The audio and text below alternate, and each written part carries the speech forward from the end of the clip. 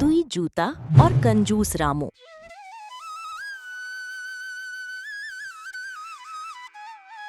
एक गांव में रामू नाम का एक मूची रहता था। वह बहुत ही लालची और कंजूस था। एक दिन उसे जंगल में एक पुराना चमकता हुआ जूता मिला। रामू जूते को साफ कर रहा है और अचानक उसमें से एक नन्हा जिन्न प्रकट होता है। जिन, आका, मुझे आजाद करने के लिए शुक्रिया। मैं आपकी 3 इच्छाएं पूरी कर सकता हूँ, लेकिन याद रहे, जो आप अपने लिए मांगेंगे आपके पड़ोसी को उसका 2 गुना मिलेगा। रामू मन में, 2 गुना? ये तो अच्छी बात नहीं है, पर चलो पहले कुछ मौक कर देखता हूँ।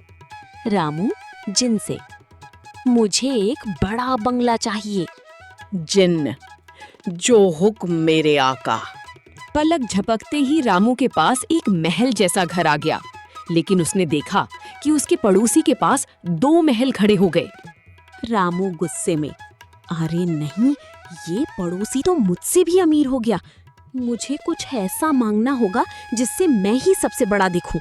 रामू जिन से, जिन्ना, मुझे सोने की सिक्कों से भरी एक तिजोरी दे दो। तथास्तु। रामू की तिजोरी सोने से भर गई, पर पड़ोसी के घर 2 तिजोरियां पहुंच गईं। रामू जलन के मारे पागल होने लगा।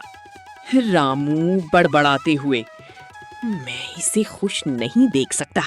मुझे कुछ ऐसा करना होगा कि इसका नुकसान हो जाए, भले ही मेरा थोड़ा नुकसान हो। रामू जिन से, मेरी तीसरी इच्छा ये है कि मेरे घर के सामने एक छोटा सा कुआं खुद जाए। जिन हैरान होकर, आका, क्या आप जानते हैं इसका क्या नतीजा होगा? रामू चिल्लाकर, हाँ, मुझे पता है।